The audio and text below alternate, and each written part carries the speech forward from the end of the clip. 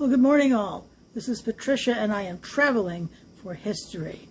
I have a new book recommendation for you today, and the title of that is Nazi Billionaires, the Dark History of Germany's Wealthiest Dynasties. This is the cover of the book. I think it's almost readable for you. It was written by daviddejong and narrated by Michael David Axtell. I listened to this on audible.com. Let me read the description to you, and then I'll give you my thoughts. Quote, a groundbreaking investigation of how the Nazis helped German tycoons make billions off the horrors of the Third Reich and World War II, and how America allowed them to get away with it. In 1946, Günter Quandt, patriarch of Germany's most iconic industrial empire, a dynasty that today controls BMW, was arrested for suspected Nazi collaboration.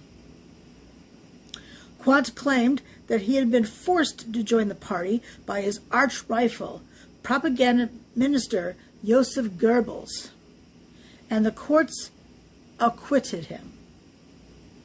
But Quandt lied, and his heirs, and those of other Nazi billionaires, have only grown wealthier in the generation since, whilst their reckoning with this dark past remains incomplete at best.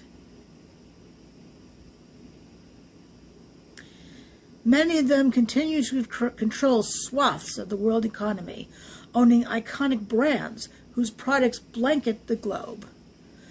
The brutal legacy of the dynasties that dominated Daimler-Benz, co-founded Allianz, and still controls Porsche, Volkswagen, and BMW has remained hidden in plain sight until now. In this landmark work of investigative journalism, daviddejong reveals the true story of how Germany's wealthiest business dynasties amassed untold money and power by abetting the atrocities of the Third Reich. Using a wealth of untapped sources, de Jong shows how these tycoons seized Jewish businesses, procured slave laborers, and ramped up weapons production to equip Hitler's army as Europe burned around them. Most shocking of all, de Jong exposes how America's political expediency enabled these billionaires to get away with their crimes, covering up a bloodstain that defiles the German and global economy to this day. Unquote. So this book ran 11 hours and 55 minutes, again on audible.com, and it's unabridged.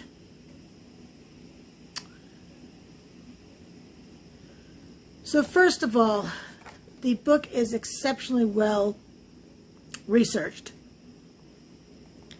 I can only imagine the incomparable number of hours it took this author to conduct the research. It's also well written. One thing I think that's unnecessary in the book, though, is at the beginning there is a list of, well, called it a cast of characters. So odd in a nonfiction work. And I have to say, it didn't help at all. It added nothing to the book. The cast of characters was about this long. And really, I could have done without that. But, you know, maybe that's not anything to you, but that was, I mean, this is my review. This is my recommendation or not. And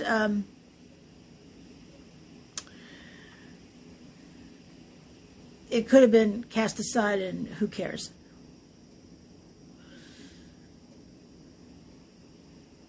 The description doesn't describe really the the incredible information, from each of these industrialists. Gunther was described at length, and actually each of the people in the book. It was interesting that they said, what was his name, Frederick Porsche? The guy for whom Porsche is named, anyway, was very difficult to get along with. That he really just wanted to design and leave all the business stuff, was it to his son? I think it was his son. So apparently the guy who started Porsche was just essentially cantankerous. Though he didn't have the money to back that up.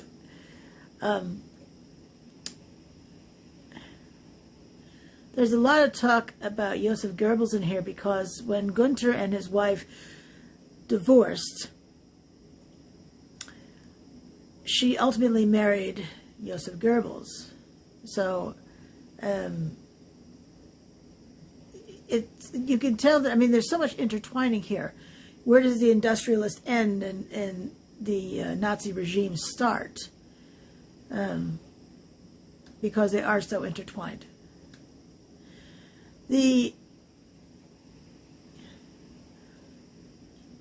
book led me down all sorts of paths, and all of them essentially just dreadful.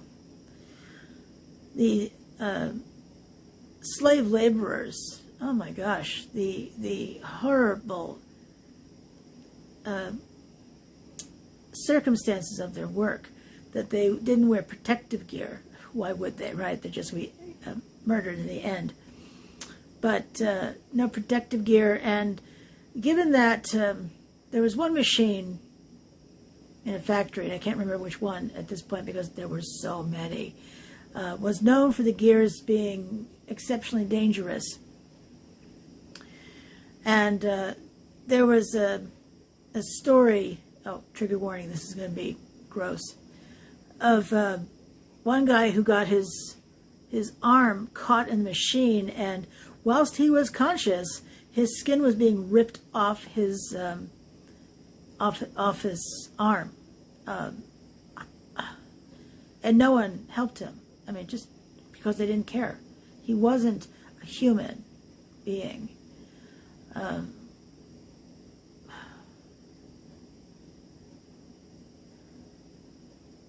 The book focused mainly on the industrialists and their cutthroat ways of conducting business, because it was all about the money.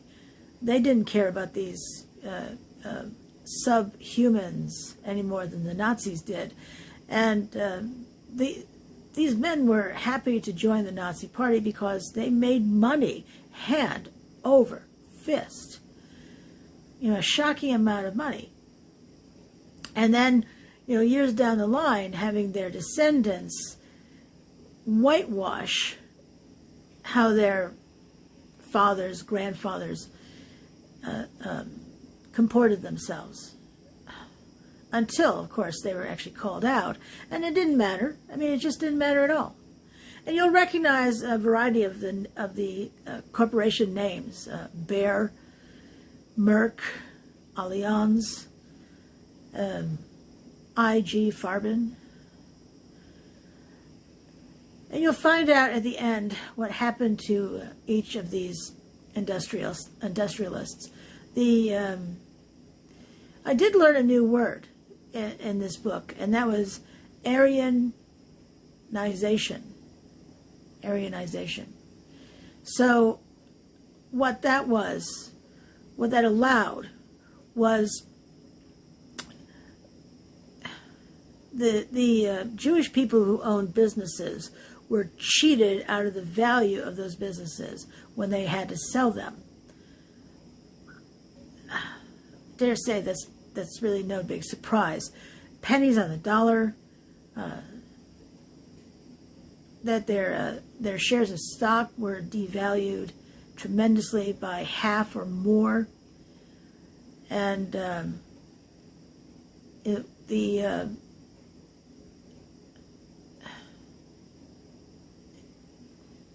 And then, after the war, these industrialists were forced to pay the survivors the actual value. So the difference between the two.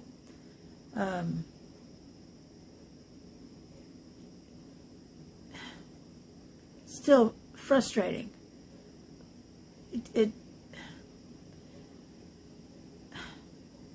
It's beyond frustrating.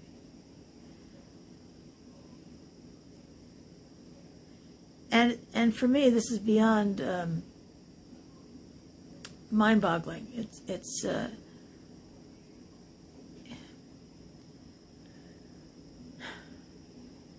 as an American, I'm ashamed of how these military tribunals and the like just didn't do their job to make sure that these industrialists were held accountable. I mean, some sort of were, but overall they weren't. They just weren't. And that's disgusting. It's just disgusting across the board. Now, coming down to whether I recommend this book, absolutely, 100%. It's as I said, it's well written, so I really just wanted to hear more about this human scum, even though I was disappointed in a variety of endings for these men. Now, not all of them got off with a slap on the wrist or less. Some actually had to spend time in prison, but not nearly enough. So I do highly recommend the book if you are interested in learning more about this era of history. This is such a departure from the Holocaust material I typically listen to and have read over time. And it was still absolutely fascinating. And all the other adjectives I've already listed. So, if this is the era you like, if you find this stuff interesting, then this book will definitely tick your boxes. Well, thank you for watching today. Do appreciate it. Hope the rest of your day is absolutely fabulous. And until I see you again, have an awesome day. Thanks for watching. Bye now.